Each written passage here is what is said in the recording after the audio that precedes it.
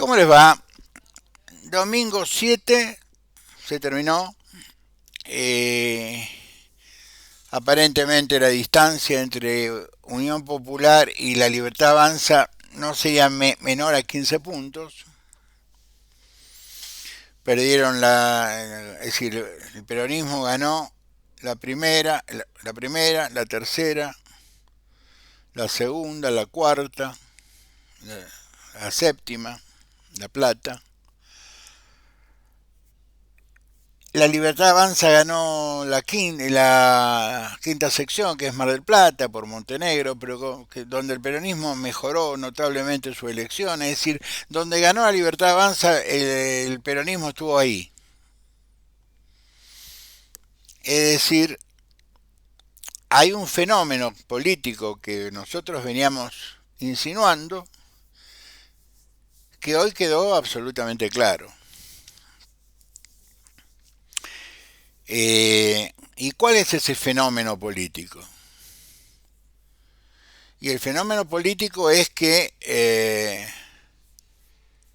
la administración del gobierno de Javier Milei es al menos, diría yo, eh, mala. Yo creo el viernes le decía, comentaba con ustedes, los jubilados por qué iban a votarlo a Milei.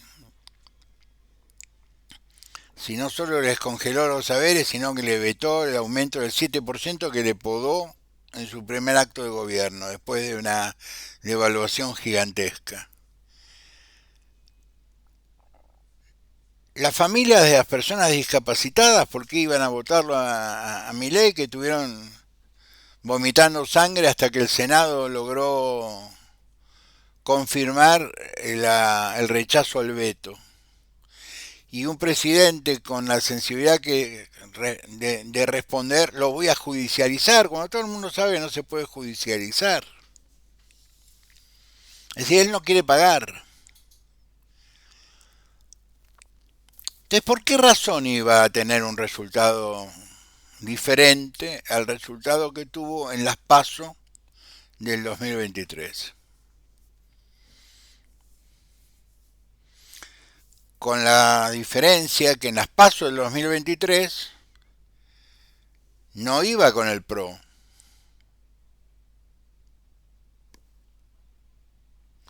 Entonces se supone que este 30-32% de votos que sacó en la provincia de Buenos Aires, moneda más, moneda menos, no vamos a entrar a contar centavos, lo hace con los Santilli, con los Burrich, con, uh, con los Ritondo, con un montón de dirigentes del PRO que juraron lealtad eterna al príncipe Javier.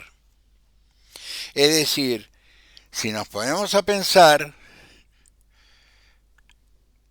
suponiendo que estos tipos del PRO hayan aportado algún voto alguna vez en su vida a algún lado, porque siempre fueron la cola de Macri, quedó claro y evidente, si yo saco los mismos números de las PASO del 2023, ¿qué me sumó el PRO? Puede haber un cambio, un montón de gente que lo votó a Javier en el 23 pensando que era algo mejor que el peronismo, y se desencantó y dijo es lo mismo que el peronismo o más corrupto que el peronismo. Porque le pusieron el padrón 3% a Karina. Karina llegó con un ejército para votar. Si yo hubiera sido un asesor de buena leche, le hubiera dicho, Karina, paga la multa, no vayas a votar. No provoques a la gente. No puedes caer con 20 policías, un montón de patobicas, que entre los policías y los patobicas aplaudían, nada más. Eso es tener el ego puesto en un lugar casi psicótico. Es decir, normalmente un político es un ególatra. Es difícil, es como un actor. Por eso los griegos decían con una gran simpatía que entre la comedia y la tragedia y la política eran como una familia de lo que hoy llamaríamos una familia ensamblada de tres. Los griegos decían que la política tenía rasgos de tragedia y rasgos de comedia. Las caretas, ¿se acuerdan? Que un político sea un poco ególatra es, yo diría, un elemento necesario, como lo es un actor, pero tiene que tener un límite, porque de la egolatría a la patología, ahí es un paso muy cortito. Cuando vos perdés la realidad o la concepción de la realidad, de lo que está sucediendo a mi alrededor.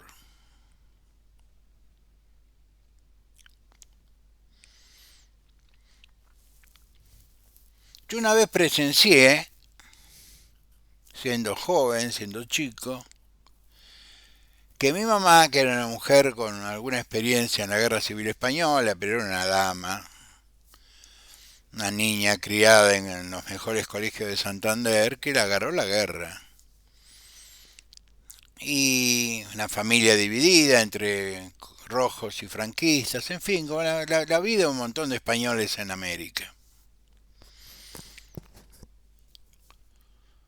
Mi madre preguntaba a Arturo Ilia, que era pariente nuestro, un montón de cosas sobre la sensación de ser presidente y todo ese tipo de cosas. Y yo recuerdo una respuesta de don Arturo mientras fumaba así su LM. Le dice, es una enorme soledad, Carmelín, le decía.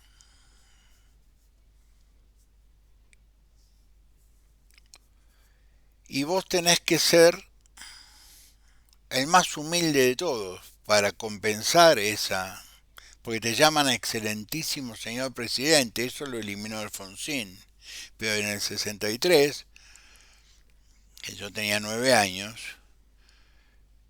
y Arturo venía, 9, 63, 64, 65, después del golpe ni les cuento, Arturo era una presencia casi permanente en la casa de mis padres en la avenida Callao. Y el tipo sostenía esta tesis como Raúl iba apagando las luces en la quinta presidencial.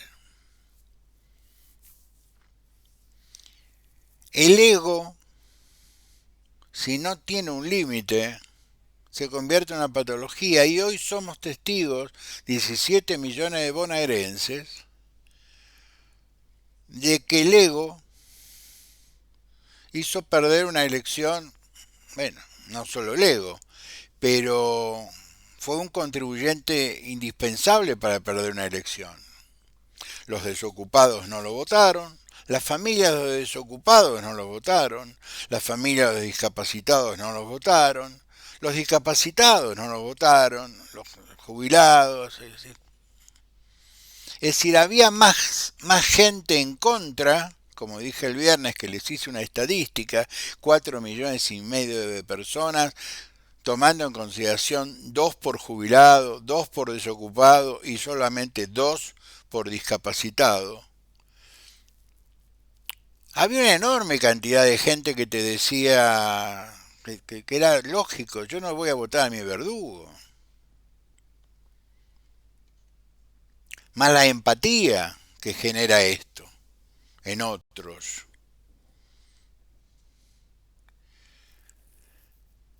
El 30% es más o menos lo que los sectores conservadores siempre han tenido en la provincia de Buenos Aires, que a veces se expresaban en los votos radicales.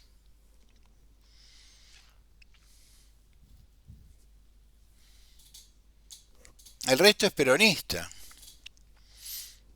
Yo les dije la semana pasada, el piso del peronismo era el 40%.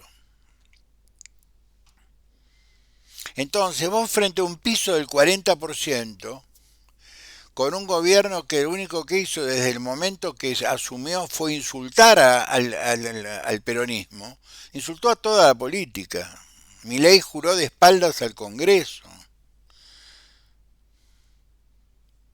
Eso en la época de Mitre le hubiera costado un juicio político. Le explico a los muchachos que siguen la nación. Bartolomé Mitre tenía 20 millones de defectos, pero era un repúblico.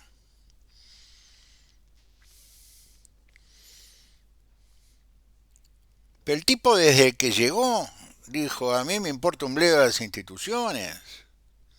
Obvio, vino a afanar. Perdónenme. Si a una semana, 15 días del escándalo de, de los discapacitados, pone en venta el Regimiento de Infantería Patricios, que es un lugar declarado monumento histórico.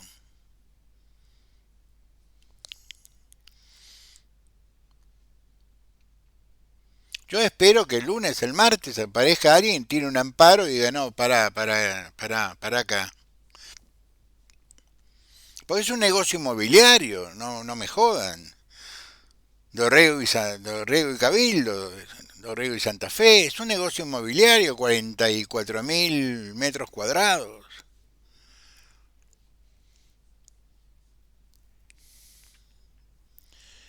Siguen robando.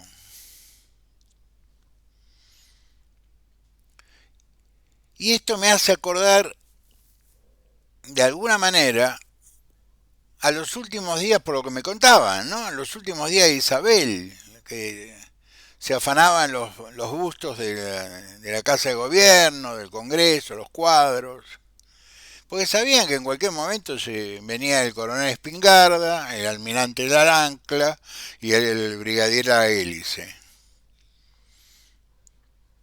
Entonces llevaban lo que podían, escritorios, máquinas de escribir, libros. En el año 85, junto a un grupo de amigos, logramos recuperar en una subasta de Roldán, creo que era Roldán, logramos recuperar las primeras ediciones de la historia de San Martín de Mitre, que habían sido robadas de la biblioteca del Congreso de la Nación antes de marzo del 76. Para mí fue un orgullo haber participado de ese grupo de argentinos que recuperamos eh, una pieza realmente bibliográficamente histórica. El resultado de hoy no nos puede sorprender. Ahora hay que a los botes porque mañana puede pasar cualquier cosa. Infobae publicó en primera plana la semana pasada con fotos de gente dándose la mano que el argentino no necesitaba visa para ir a Estados Unidos. Falso. La Argentina entró en ese listado que debe sus ciudadanos pedir visa porque según la Secretaría de Estado de los Estados Unidos, es un gobierno, la Argentina está administrada por un gobierno sospechoso de corrupción. Nos pone al mismo nivel de Maduro. Si los venezolanos no reciben una visa graciosamente, fácilmente, ni hablemos de los cubanos o los nicaragüenses. Estamos a ese nivel. Porque este es un gobierno corrupto. Porque responde de manera corrupta a actos de corrupción, como explicábamos el otro día. Gómez Centurión, ándate a tu casa hasta que resuelvas tu situación, después volvé. El gobierno de Macri reaccionó defendiendo la institución presidencial y a los ministros, dijo, bueno, mientras te investigan, andate. ¿Acá qué hacen? Acá amenazan a los periodistas que publican, te meten en un amparo que es una vergüenza del juez que lo firmó, que le va a costar la judicatura. Más allá que le encanta tocarle la cola a sus empleadas. 8 denuncias por acoso sexual. Flaco, si no te da, no te da.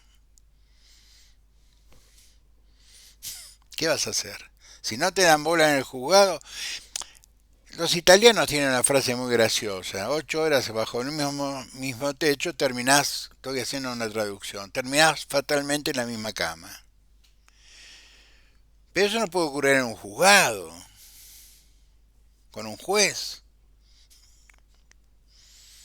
En 7, 8 oportunidades. Tenés 7, 8 denuncias de funcionarias, de empleadas, de abogadas. Parece que hay una denuncia de una abogada que el señor le ofreció un fin de semana en una quinta y que le iba a firmar de acuerdo a los intereses de su cliente. La mujer tuvo la honestidad, siendo una chica joven, muy bonita, por lo que me cuentan, de ir al Consejo de la Magistratura y presentar una denuncia, a más allá de iniciar una denuncia penal. Ese es el señor que consiguió el gobierno para sacar un amparo donde amenazaba que no se puede nombrar a Karina Milei, un disparate. Más la denuncia que hace Patricia Burrich, más formato de denuncia penal, donde te dice vamos a constituir la prueba allanando.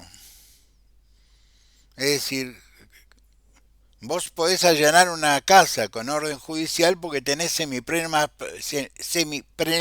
prueba de que hay un delito consumándose, o ahí puede haber elementos que prueben la comisión de un delito, no por las dudas.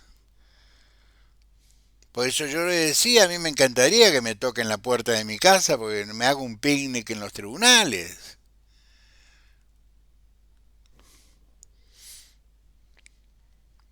Por esta suma de cosas, el destrato a los discapacitados, el destrato entre ellos, del gordo Dan con Luis Juez, se pelean con sus propias gentes, con sus propios aliados. Yo digo, si el PRO fuera piola, ya tendría que estar hablando con Luis y decir, mira Luis, te tomaste un año sabático en la Libertad Avanza. Ninguno de nosotros tiene autoridad moral para juzgarte. Volvé.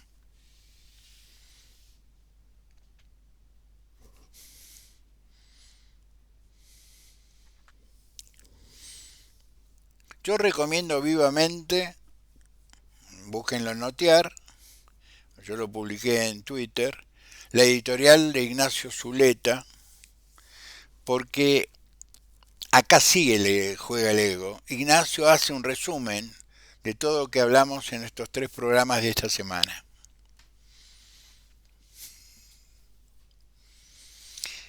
Y no es que yo sea tan inteligente como Ignacio me copie, no, es que hay cosas que si son redondas, son redondas.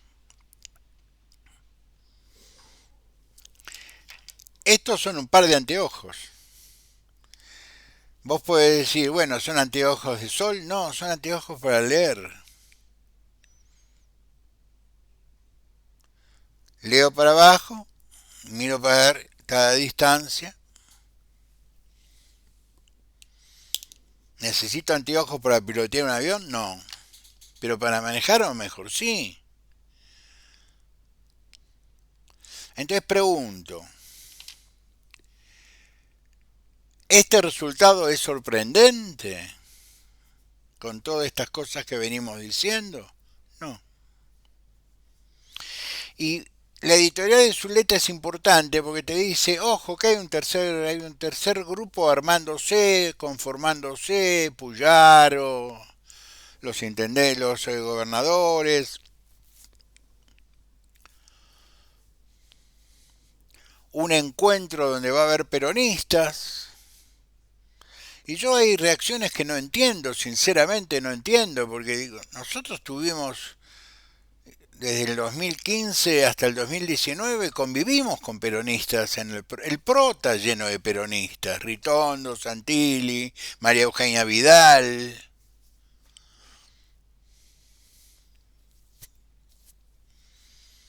Convivimos con ella, yo la fiscalicé a María Eugenia es peronista.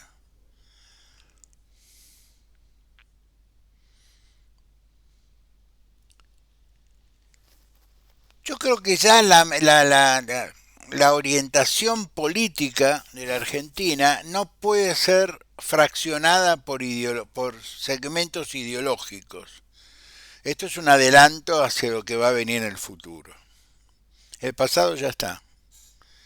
Ya se cerró a las 6 de la tarde el comicio, ahora es chicha o limonada. Y los primeros números, bueno, los números, las tendencias hablan de 15 puntos de diferencia.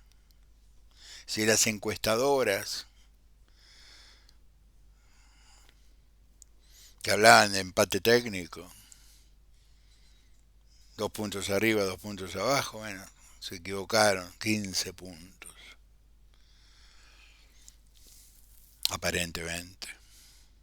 Yo hasta que no se haga el escrutinio definitivo, que se hará durante la semana, jueves o viernes, no doy un número. El número es el escrutinio definitivo. Ahí analizás pueblo por pueblo, mesa por mesa, localidad por localidad. Pero en una primera visión, estos son los antecedentes que yo observo. Las razones, las grandes razones sociológicas, antropológicas, morales, por las cuales la gente no puede votar a la Libertad Avanza. Y cierta inmadurez de parte del radicalismo y de otras fuerzas políticas de no haberse dado cuenta que a lo mejor era bueno juntarse.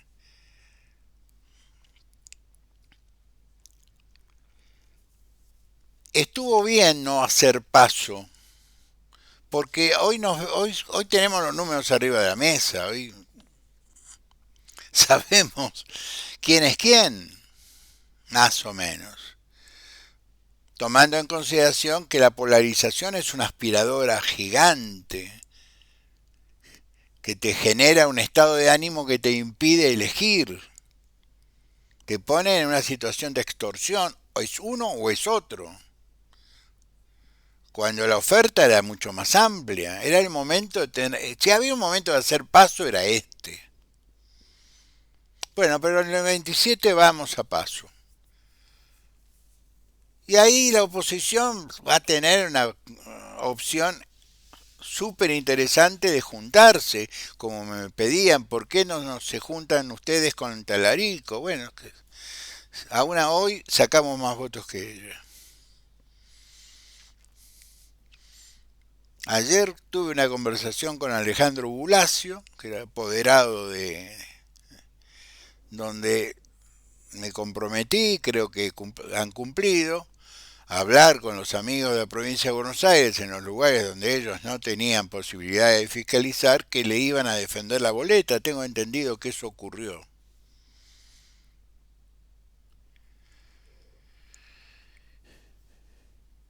¿Por qué es engañarse, hacer trampitas, sacarle la boleta, no reponerle las boletas?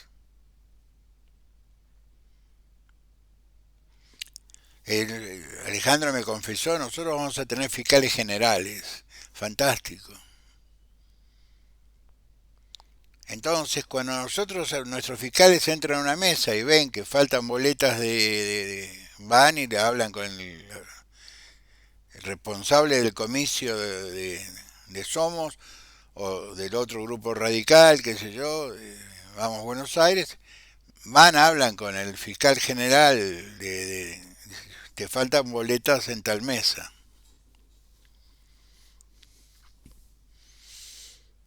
Eso es la civilización. Ver que la policía atrapa a un fiscal de la Libertad Avanza robando boletas de Unión del peronismo.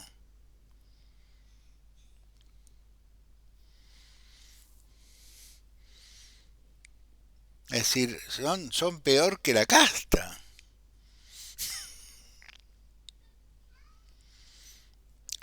Vayámonos preparando para el futuro. Con esto termino. Vamos a tener unos días muy complicados en lo económico, pero pensemos en el futuro. Y pensemos que en el futuro no tiene una ideología homogénea. Va a tener una ideología bastante heterogénea, en el sentido de que nos va a unir nuestro criterio democrático, nuestro pensamiento republicano, nuestra necesidad de sacar el país adelante. Y en esto coincidimos mucha gente que no somos del mismo partido. Va a haber radicales, va a haber socialistas, va a haber peronistas, muchos liberales.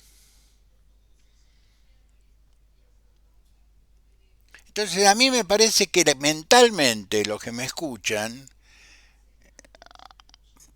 si me hacen un favor, vayan explicándole a la gente que hablan con ustedes, es que lo que se viene en el 27 es una cosa muy heterogénea.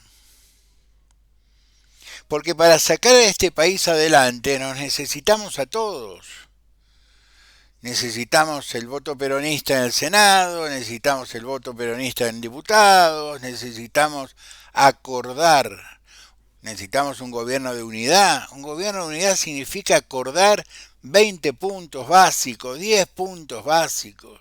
Decir, en los 2 primeros años vamos a bajar la pobreza un 20%, vamos a poner el país en el mundo, vamos a salir a vender como hizo Macri. Macri te decía, vendan todo lo que tienen.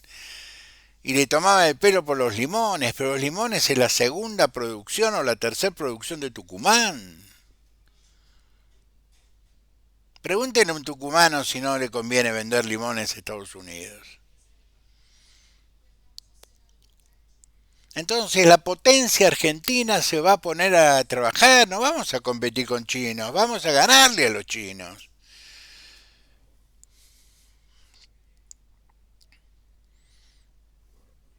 Y tenemos que hacer un gobierno de unidad nacional, de honestidad.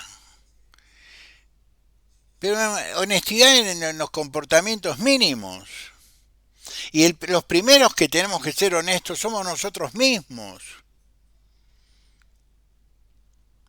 Toda la gente que yo veo en Twitter que es hincha fanática de Macri, cosa que me parece fantástico, lo llevó a Pichetto de candidato a vicepresidente. ¿Qué pasó con Pichetto? ¿Ahora ya no es buena persona? Es el tipo más coherente que hay en la política nacional por lejos.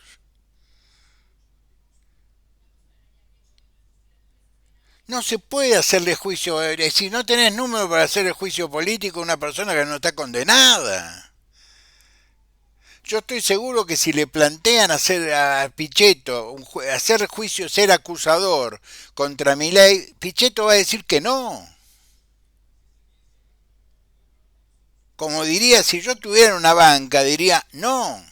Salvo que este chico ya se pase de rosca y quiera trepar como la araña, como el hombre araña por las paredes. Llegó por los votos, se va por los votos. Y esto a mí no me convierte en libertario, me convierte en un hombre de la democracia.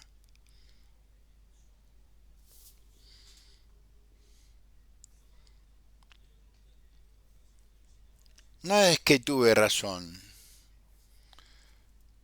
es que estos son anteojos. Simplemente hay que usarlos para ver. Nos vemos el miércoles. Felicidades, sean buenos, pórtense bien, los quiero mucho.